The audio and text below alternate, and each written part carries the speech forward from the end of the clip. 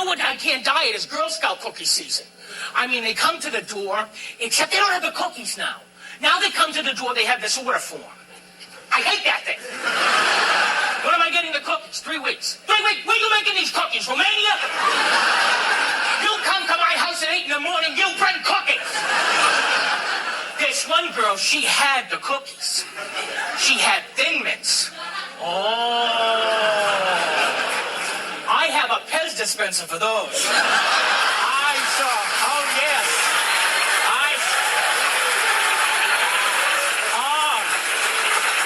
I saw those Thin Mints, I said, I think you're going to win the trip to Washington this year.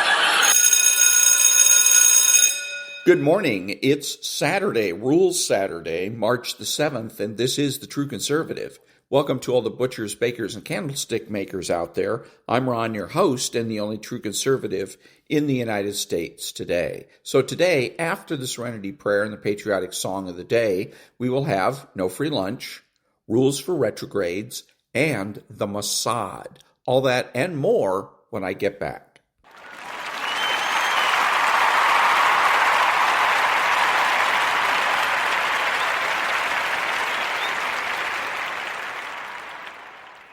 God, grant me the serenity to accept the things I should not change, the courage to change the things I should, and the wisdom to know the difference. Amen.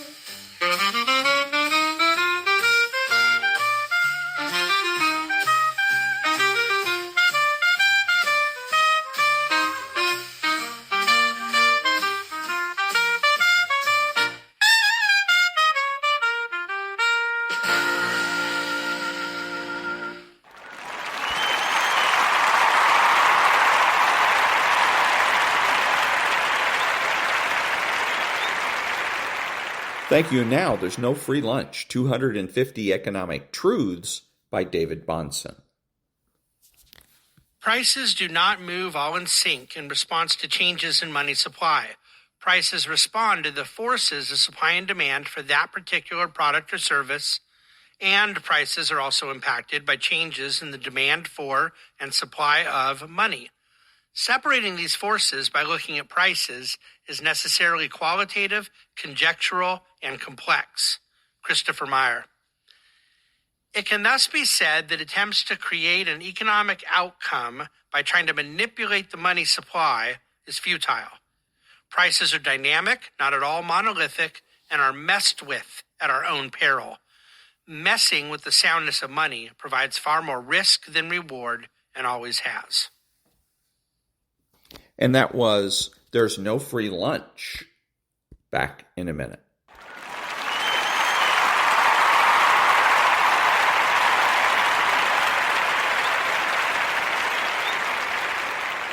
Thank you. Now, rules for retrogrades.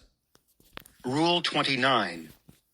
Never let your judgment be rushed or altered because of an alleged emergency. All serious policy initiatives deserve thorough vetting. Radicals love crises because every crisis provides them with leverage to fast-track their agenda under the cover of an exigency and its corollary hubbub. As we've already alluded to, since truth and reason are on the side of the retrograde and not the radical, where there is robust and fair public discourse on a given subject, the soundness of the retrograde's position and the unsoundness of the radicals will be made manifest. A prime example of this is the national debate over the permissibility of abortion. In the decades since the Supreme Court handed down its foul decision in Roe v. Wade, public opinion on abortion has flipped, and America has transitioned from a predominantly pro-choice nation to a predominantly pro-life one. The ambitious radical, therefore, must advance his agenda through sleight of hand and gimmicks, seeing as how when he fights toe-to-toe with the retrograde, he is destined to lose. Guerrilla warfare is the radicals' wheelhouse by necessity. Since a thorough discourse on a policy matter undermines the position of the radical, then it is intuitive that he should seek to expedite such discourse or circumvent it altogether. However, this poses a significant problem.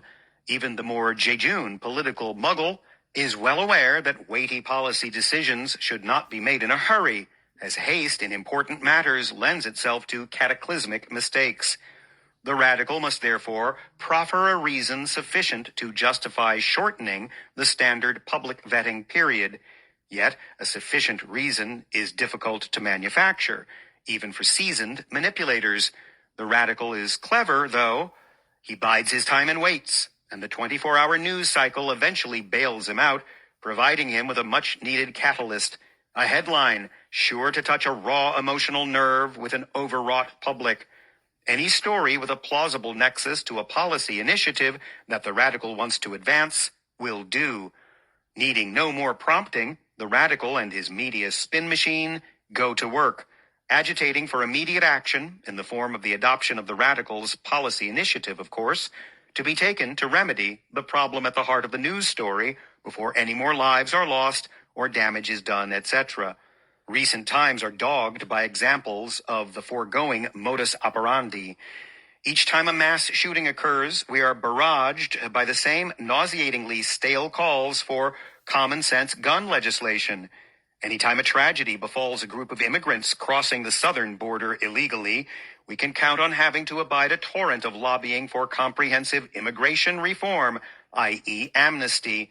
Every time there is particularly inclement weather, perhaps a spate of hurricanes, we know that calls for anti-climate change legislation will climb to fever pitch, because hurricanes didn't take place before the Industrial Revolution. Every time that, due to a glitch in someone's insurance, they are denied funding for a serious operation, we know that calls for universal government health care are right around the corner. Even though these types of stories make the headlines for the very reason that the events they describe are particularly severe and relatively uncommon, radicals play act that the reported goings-on are a daily bane for society, and that if decisive action isn't taken quickly, the results will be catastrophic and irreversible. For whatever reason, perhaps because of their insatiable thirst for popular adulation, mod cons find this sort of feigned urgency difficult to ignore, especially when they feel the weight of their ill-informed but boisterous constituents' gazes. Channeling Chicken Little, running around aimlessly, squawking about how the sky is falling, panicking mod cons rush to cooperate with radicals on new policy initiatives, even before the sociology or science tasked with exploring the cause of the tragedy has been settled. But this self-defeating impulse must be avoided. The principled man cannot allow himself to be held captive by his swirling, mercurial passions. While the dictates of the virtuous man's emotions will often overlap with the dictates of his reason, since Providence saw fit to gift the passions to man to move his will in harmony with the movement of his intellect, there is no guarantee of emotive infallibility east of Eden. even in those of most august and noble character. It's the intellect's purview to discover the truth with certainty. The passion's raison d'être is to inflame man to love truth. And while the passions often light up in recognition of that which is right and bristle at that which is wrong, they remain a very fallible epistemological tool. It is evident, then, that correct policy decisions are the offspring of reason, not emotion. Owing to this, it is a trap to be avoided to rush to make policy decisions, bypassing thorough debate in the weeks after a tragic event. Retrogrades must never act on passion to the neglect of reason. Yet, when radicals piggyback advocacy for their policy initiatives on the heels of a recent tragedy, this is precisely what they're goading us to do. To be sure, national tragedies like Sandy Hook and the 2017 Las Vegas shooting shocked and made heartsick every retrograde in America. Nevertheless, the retrograde knows that inaccurate policy solutions are two-headed serpents. They're dangerous affronts to liberty and simultaneously impotent for preventing recurrence of further tragedies of the same kind. The risk of inflicting mortal wounds with ill-considered policy decisions will always be nearly infinitely greater than the risk posed by a reluctant, procedure-bound legislature. One need look no further than to the grand failed political experiments of the collectivist governments of the 20th century for proof of this. The retrograde must be prepared to suffer slings and arrows for being so-called heartless when, in his methodical deliberation, he refuses to run blindly over a legislative cliff. Truly stoic leaders will always have to carry the cross, that is, to suffer the myopic bellyaching of their short-sighted flocks. It is far better to suffer such mortification than to act rashly, either in a fit of rudderless emotion or in an effort to showcase one's wealth of compassion. When we take action too hastily, abridging the salutary deliberative process so crucial to healthy self-governance, we are almost assured to err in our judgments, swallowing the poison pill of radical policy initiatives. Resist this at all costs. And that was Rules for Retrogrades, Rule 29, 40 Tactics to Defeat the Radical Left by Timothy J. and David R. Gordon. Back in a minute.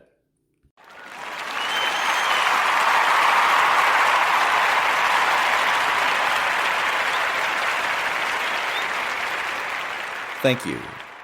Watch liberals crumble, not from violence or revenge, but from the sheer power of your silence, your boundaries, your self-respect. That's how you break a liberal.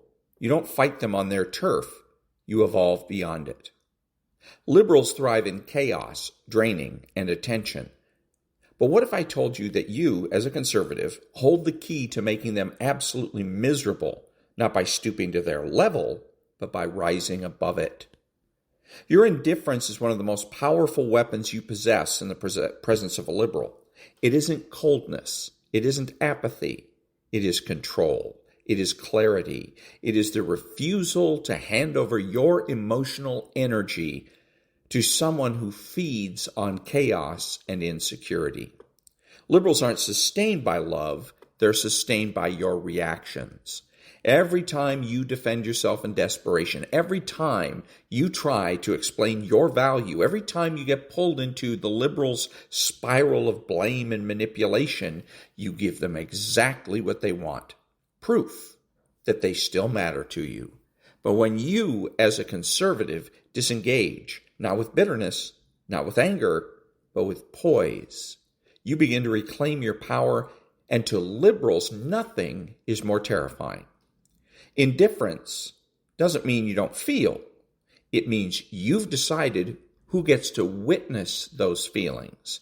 It means you've made a conscious choice to stop performing for liberals who never clapped for you unless they stood to benefit. It means your peace is no longer for sale. This infuriates the liberal because it tells them that they've lost access, not just to your life, but to your attention. And attention is their drug. When you don't feed the drama, the liberal begins to suffocate. When you don't justify your choices, they panic. When you simply move on quietly and confidently, they are left to wrestle with the one thing they cannot manipulate. A liberal's greatest fear isn't conservative anger, it's conservative evolution. It's the moment they realize you no longer need them. Not for validation, not even for closure. Indifference breaks the cycle because it signals to liberals and to yourself that the game is over. They can no longer bait you into emotional warfare. They can no longer hijack your day with petty accusations or guilt trips. You don't respond. You don't defend. You don't flinch. You simply live. This drives liberals mad because it reveals the truth they never wanted you to discover. They were never in control. You, as a conservative, just hadn't taken your power back yet. But now that you sit calmly with your self-worth, liberals are forced to confront what they've tried to avoid their entire lives, their own emptiness. Your indifference acts as a mirror, showing liberals who they are without someone else to manipulate. Trust me, they won't like the reflection. So, don't be fooled by the tantrums, the guilt, the sudden bursts of charm that liberals try to use to pull you back in. That's not love, that's desperation. That's fear in disguise. Stand your ground. Smile gently. Say less. Move forward. The less that you, as a conservative, react, the more powerful you become. Conservative indifference is not cruelty, it's healing. It is the beautiful boundary that says, I've learned, I've grown, and I will not go back. That is the kind of strength that makes a liberal truly miserable and makes you, as a conservative, truly free. Strong boundaries are one of the most powerful weapons you can possess when dealing with the liberal. They're not just preferences or suggestions. They are lines carved in conviction. When you start enforcing those lines, something changes. You stop bleeding energy into the bottomless pit of manipulation. You stop giving pieces of yourself away in exchange for false peace. The liberal, who once thrived on conservative compliance, suddenly finds themselves locked out of the very system that they used to control you. The liberal doesn't hate the boundary itself. They hate what it represents. Conservative awakening. Conservative growth. The refusal to play small anymore. Back in a minute.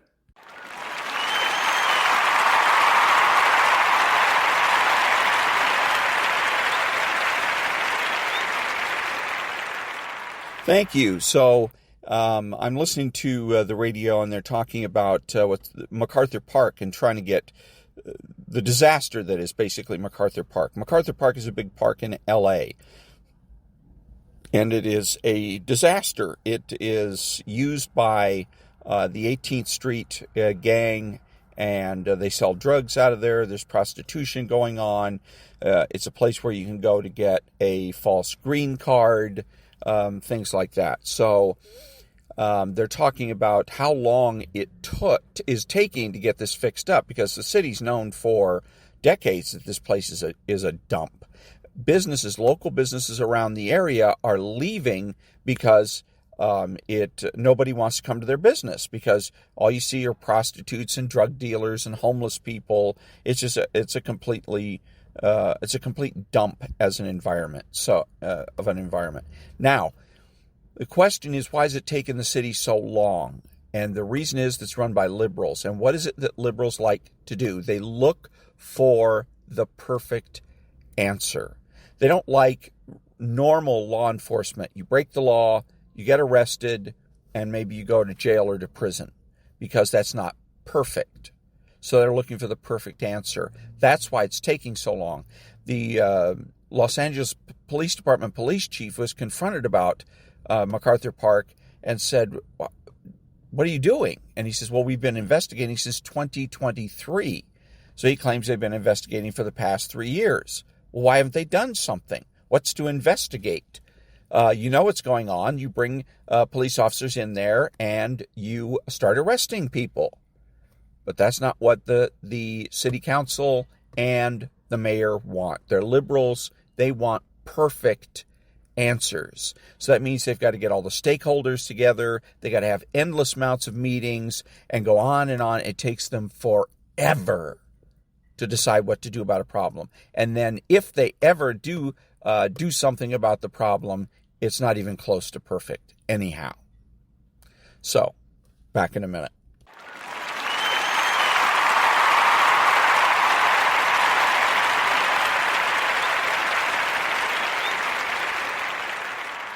Thank you. And now, the Mossad. Gaza Strip, March 17th, 2012. Deep beneath the streets of Khan Yunis, in tunnels that Hamas had spent years excavating through sand and clay, a man was running for his life through passages lit only by battery-powered lamps hung at irregular intervals. Mahmoud al-Zahar, a Hamas intelligence officer notorious for interrogating captured Israeli soldiers and for personally executing suspected Palestinian collaborators, believed the underground network would provide sanctuary from Israeli pursuit.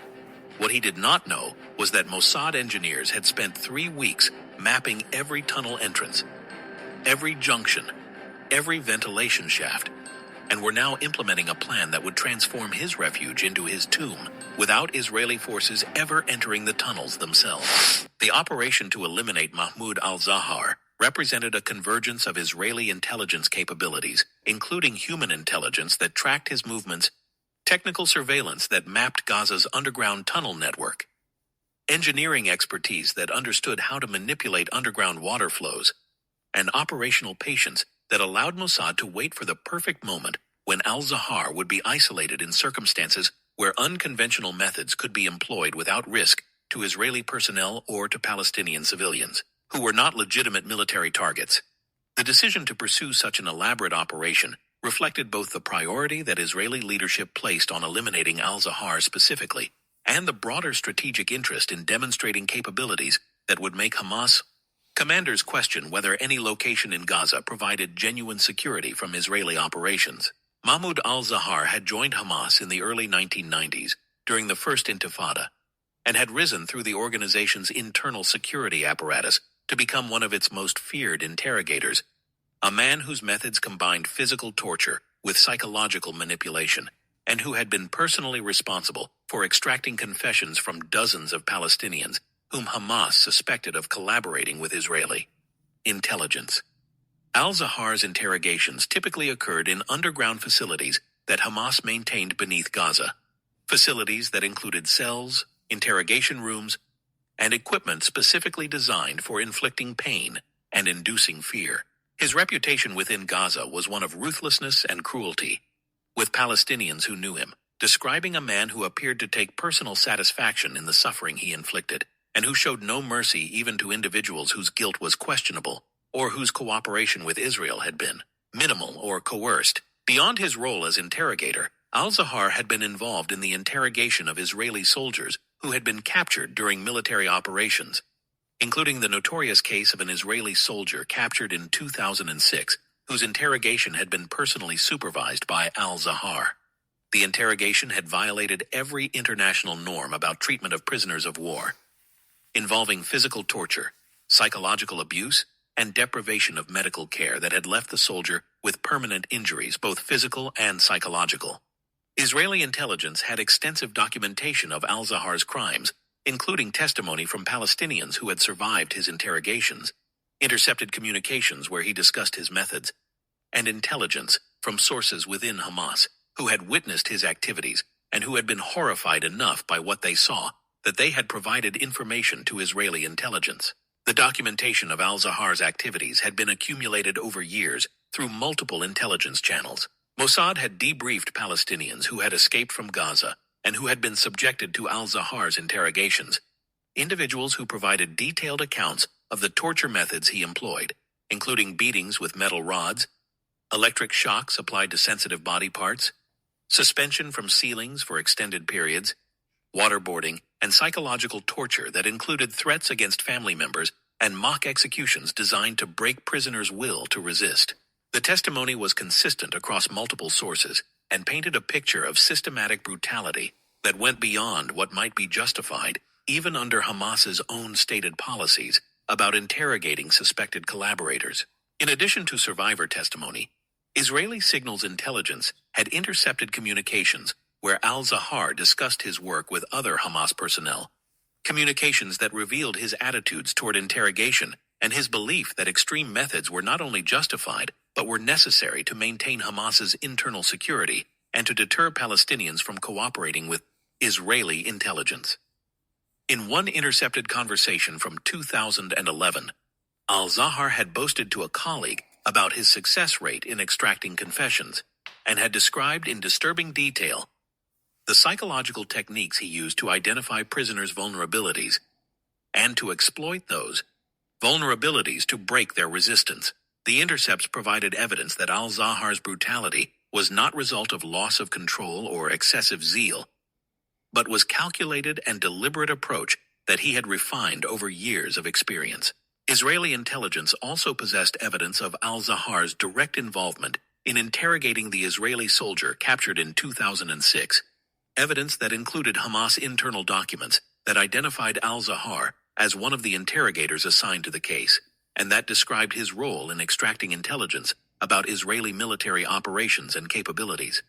The Israeli soldier, who had been held by Hamas for more than 5 years before being released in a prisoner exchange, had provided debriefing to Israeli intelligence about his treatment during captivity, debriefing that confirmed al-Zahar's presence during interrogations, and that described specific torture methods that al-Zahar had personally supervised or conducted. The soldier's testimony was particularly significant because it established that al-Zahar had committed crimes not only against Palestinian civilians, but also against Israeli military personnel in violation of laws of war that prohibit torture of prisoners, regardless of their nationality or military status. Israeli political and military leadership had designated al-Zahar as a high-priority target for elimination, but previous attempts to strike him had failed because of his security procedures and because of his practice of operating primarily underground, where Israeli surveillance had limited ability to track his movements and where airstrikes or artillery would be ineffective. Al-Zahar lived in Gaza City, but conducted most of his interrogation work in facilities beneath Khan Yunis in southern Gaza, a location that provided him with access to the extensive tunnel network that Hamas had constructed for smuggling, for military operations, and for providing secure locations where Hamas personnel could meet and conduct activities without exposure to Israeli surveillance or strikes. The tunnel network beneath Gaza had been constructed over more than 2 decades, beginning in the late 1980s, with tunnels serving various purposes, including smuggling tunnels that connected Gaza to Egypt and allowed Hamas to import weapons, explosives, and other military materials that Israel's blockade prevented from entering through official crossings, and internal tunnels that connected different areas within Gaza and provided Hamas with ability to move personnel and equipment without using surface roads, where Israeli drones and satellites could observe their movements. By 2012, Israeli intelligence estimated that Hamas had constructed more than 1,000 tunnels of various types beneath Gaza, creating an underground network that posed significant challenges for Israeli military operations and that provided Hamas with strategic depth that complicated Israeli efforts to target Hamas personnel and facilities. The construction of Gaza's tunnel network had been one of Hamas's most significant strategic investments since taking control of Gaza in 2007. The tunnels provided Hamas with multiple capabilities that enhanced its ability to resist Israeli military pressure and to maintain its control over Gaza, despite the economic blockade and despite periodic Israeli military operations destroyed surface infrastructure. The smuggling tunnels to Egypt had been particularly important during the years when Egypt under Hosni Mubarak had maintained relatively closed borders with Gaza, but had tolerated tunnel construction that allowed goods to flow into Gaza, while providing Egyptian authorities with plausible deniability about their knowledge of smuggling activities. The internal tunnel network had military applications that concerned Israeli military planners because the tunnels allowed Hamas to position fighters and weapons in locations where they could not be detected by Israeli surveillance, from which they could launch ambush attacks against Israeli forces during ground operations. The tunnels also provided Hamas with secure command and control facilities, where leaders could meet and coordinate operations without fear of being targeted by Israeli airstrikes that might locate them if they met in surface buildings. The interrogation facilities that al-Zahar used were part of this internal network located in tunnel sections that had been specially constructed with reinforced concrete walls and ceilings that provided protection against potential Israeli attempts to destroy them through ground-penetrating bombs or through other means. Israeli intelligence had been working for years to map Gaza's tunnel network using various technical means, including ground-penetrating radar, seismic sensors that detected vibrations from tunnel construction, signals intelligence that intercepted communications about tunnel locations and purposes, and human intelligence from sources within Gaza who provided information about tunnel entrances and about how the network was organized. The mapping effort was challenging because Hamas took extensive security precautions to conceal tunnel locations, including building entrances inside private homes or commercial buildings where they would not be visible from aerial surveillance, camouflaging ventilation shafts and access points to blend with surrounding terrain, and limiting knowledge about tunnel routes to small groups of Hamas personnel who had operational need to know such information. By early 2012, Mossad had developed comprehensive understanding of the major tunnel networks in southern Gaza, including the specific tunnels that al-Zahar used for accessing his interrogation facilities and for moving between different locations. When he wanted to avoid exposure to Israeli surveillance, the intelligence had been gathered through patient work over several years that included recruiting sources within Hamas, who had access to information about tunnel construction and usage, conducting technical surveillance operations that identified tunnel entrance points and that mapped tunnel routes through analysis of soil subsidence and other indicators, and debriefing Palestinians who had been inside the tunnels for various reasons, including those who had worked on tunnel construction or who had been held in underground detention facilities. The intelligence about al-Zahar's tunnel usage revealed patterns that could potentially be exploited operationally. He typically entered the tunnel network through a concealed entrance in Khan Yunis's residential areas, entering through a private home that belonged to a Hamas member who maintained the entrance and who provided security screening for individuals using the access point. From this entrance, al-Zahar would travel underground through a main passage that connected to several branch tunnels leading to different facilities, including his interrogation complex.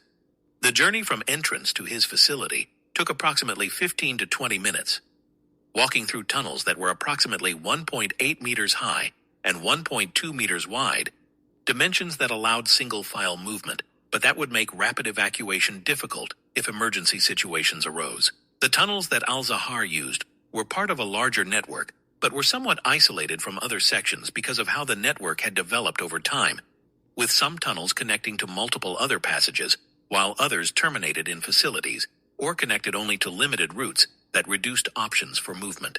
The isolation was a result of Hamas's compartmentalized approach to tunnel construction, where different cells or units built tunnel sections for specific purposes without necessarily coordinating with other groups or creating redundant connections that might provide alternative routes if primary passages were blocked or compromised. This compartmentalization was a security measure designed to prevent Israeli intelligence from mapping the entire network if a single source or tunnel section was compromised, but it also created vulnerabilities where individuals using isolated tunnel sections might have limited escape options if those sections were attacked or blocked.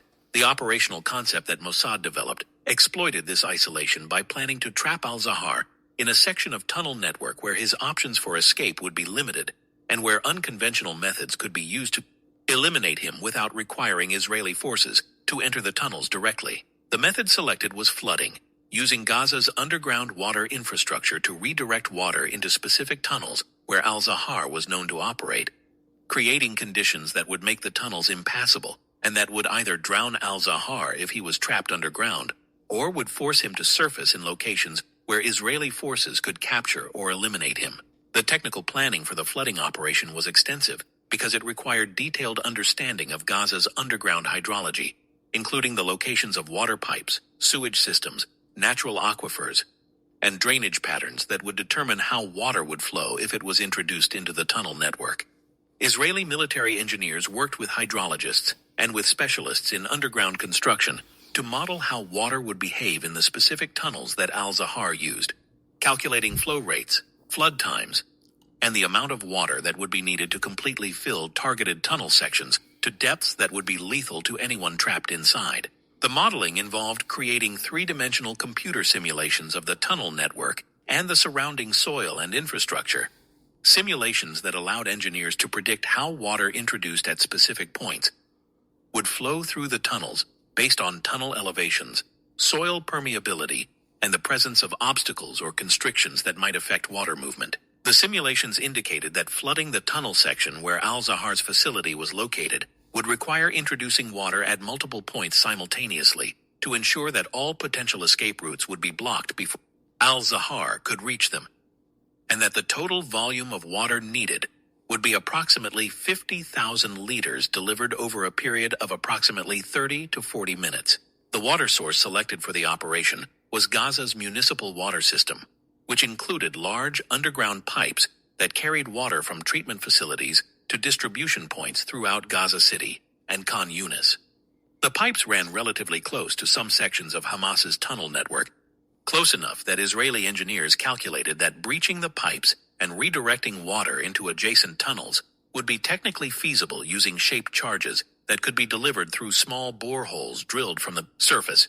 The advantage of using municipal water rather than seawater or other sources was that the water pressure in the pipes would ensure rapid flooding once the breach was created, and that the volume of water available would be sufficient to completely flood even large tunnel sections.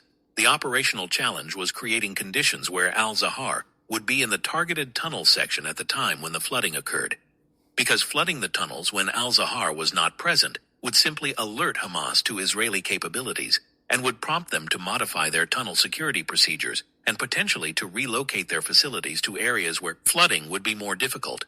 Mossad needed intelligence that would indicate when Al-Zahar planned to use the tunnels, and that would provide sufficient advance warning to allow Israeli forces to position equipment and personnel to execute the flooding at this optimal moment. The intelligence breakthrough came in late February 2012, when a Mossad source within Hamas reported that Al-Zahar had scheduled an extended interrogation session for mid-March involving a Palestinian man whom Hamas suspected of providing information to Israeli intelligence about tunnel locations and about Hamas personnel. The source indicated that the interrogation would occur in Al-Zahar's underground facility in Khan Yunis, and that Al-Zahar planned to spend several days there, conducting the interrogation and preparing his report about whether the suspect should be executed or should be released after providing information about his Israeli handlers.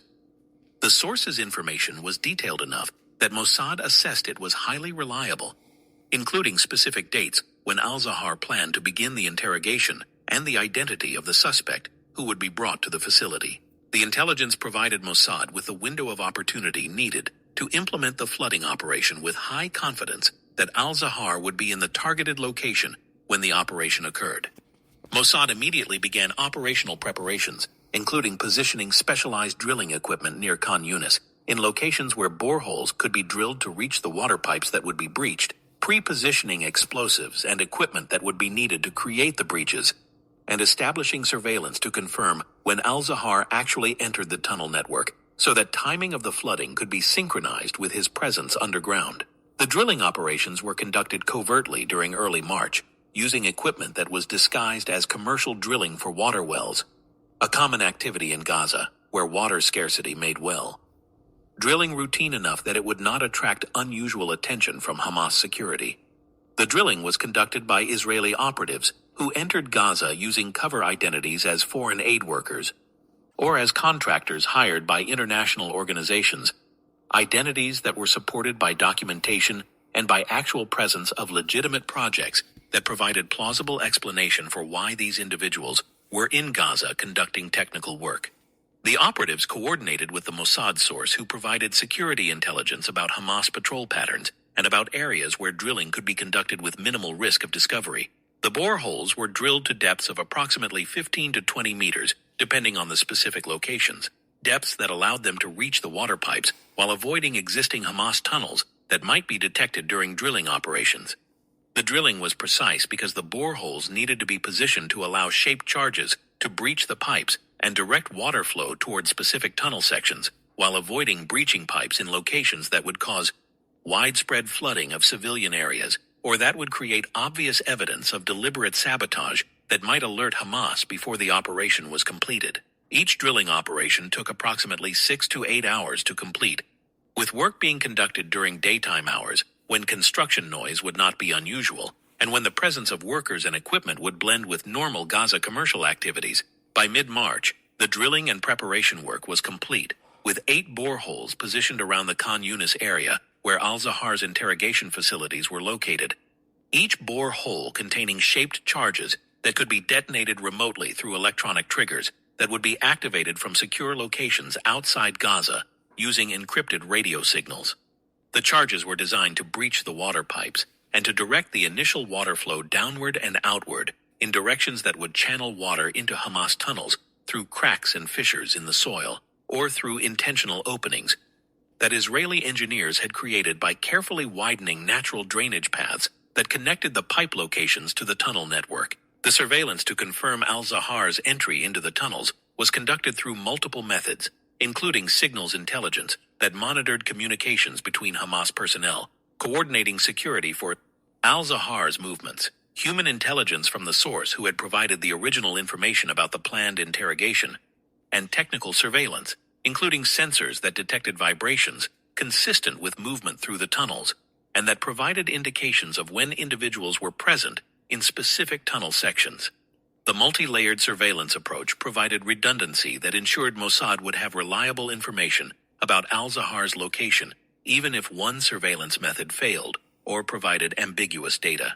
On March 17th, surveillance confirmed that al-Zahar had entered the tunnel network through his usual entrance point in Khan Yunis and had proceeded underground toward his interrogation facility. The source reported that al-Zahar had brought the Palestinian suspect with him and that several Hamas security personnel were also present to assist with the interrogation. Information that complicated the operation because it meant that the flooding would potentially kill not only al-Zahar, but also other individuals, including the suspect whose guilt had not been established definitively and who might an innocent person being tortured on false accusations.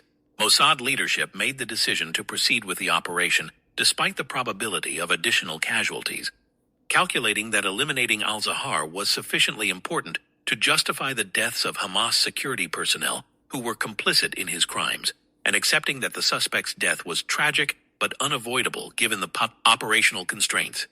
The decision reflected difficult ethical calculations that intelligence services face when operations create risks of collateral casualties, but where delaying or canceling operations would mean missing opportunities to eliminate high-value targets. The Mossad leadership documented their reasoning in classified memoranda that acknowledged the ethical concerns, but concluded that al-Zahar's continued activities posed sufficient threat to Israeli security and that his crimes were severe enough that eliminating him justified accepting the collateral casualties that would result from the flooding operation. The flooding operation was initiated at approximately 3 p.m. on March 17th, when electronic signals were transmitted to detonate the shaped charges in the 8 boreholes simultaneously. The charges breached the water pipes as designed, creating openings approximately 30 centimeters in diameter that allowed water to pour from the pipes under pressure that pushed the water through soil and into the tunnel network. The water pressure in Gaza's municipal system was sufficient to maintain flow rates of several hundred liters per minute through each breach point, creating a total flow of more than 2,000 liters per minute being introduced into the tunnel sections where al-Zahar was located. The flooding progressed rapidly because the tunnel sections were relatively low-lying and because the soil composition allowed water to flow downward and to accumulate in the lowest sections of the tunnels where al-Zahar's facilities were located. Within approximately 15 minutes of the charges being detonated, water began entering the interrogation facility where al-Zahar and his personnel were located, initially appearing as seepage through cracks in the tunnel walls and ceiling, but rapidly increasing to streams and then to torrents as more water accumulated and as pressure built up in the confined underground spaces. The initial response from al-Zahar and his personnel was confusion about where the water was coming from and whether it represented a pipe burst or some other accidental breach that might be stopped by blocking the water sources.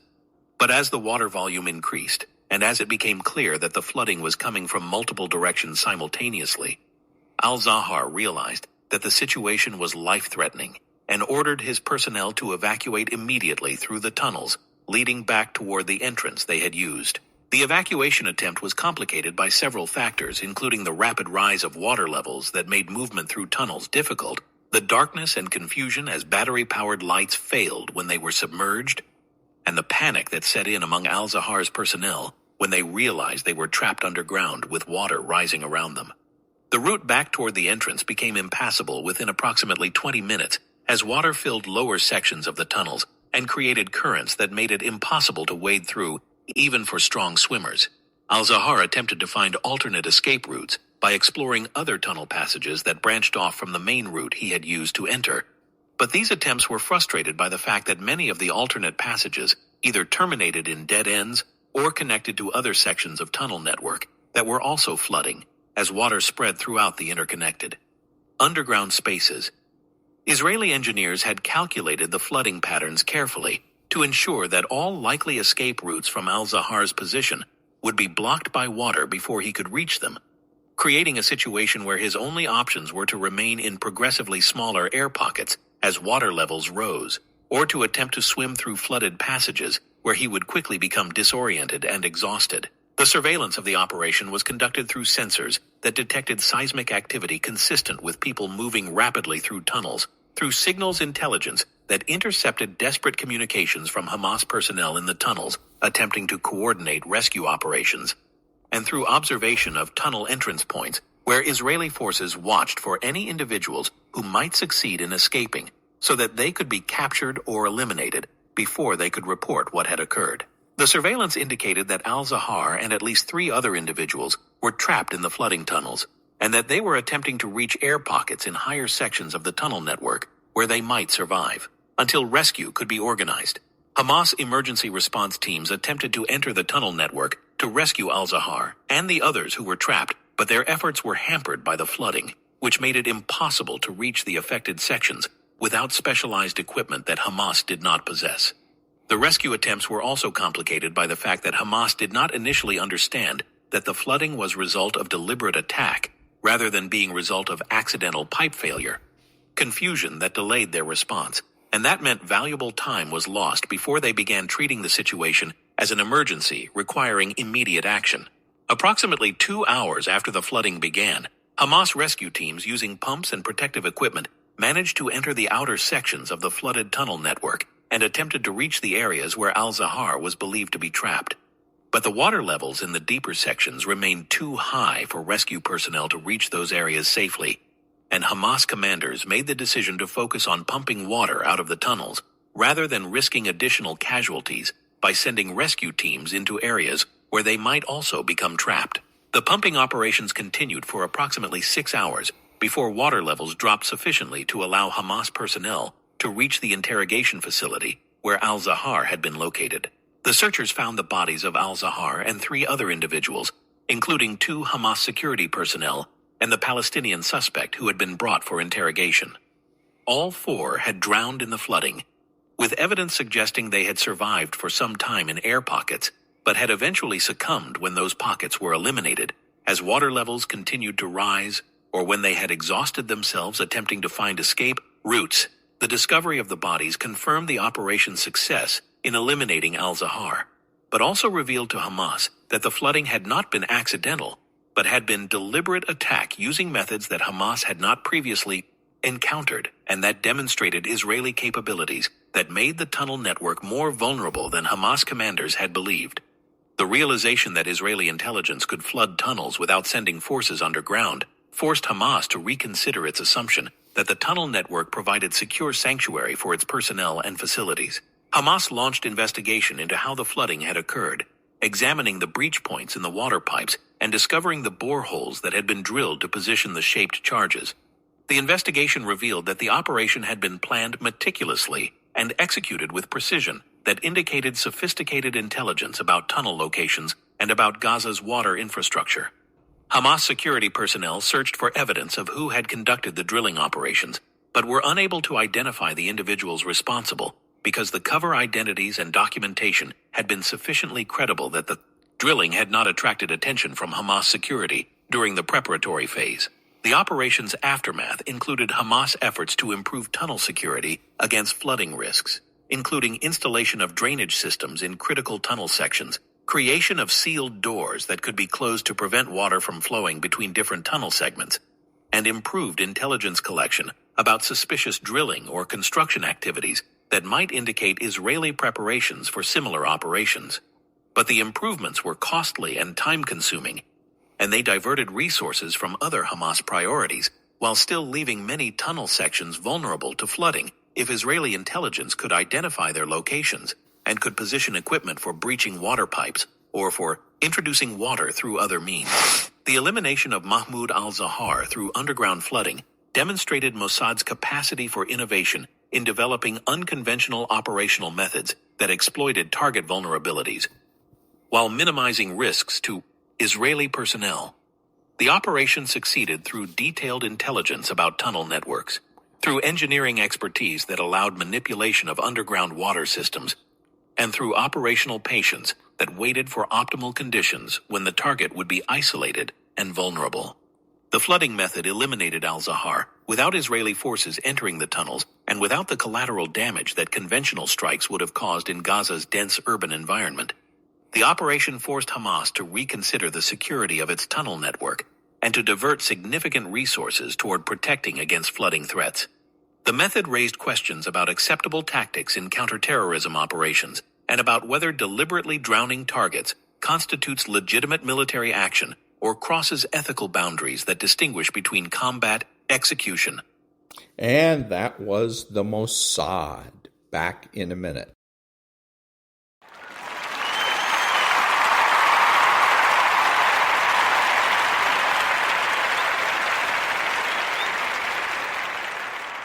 Thank you. This is Ron, your host, the only true conservative in the United States today, bidding adios to all the butchers, bakers, and candlestick makers out there, and reminding you that you're not neutral and that the government has no rights.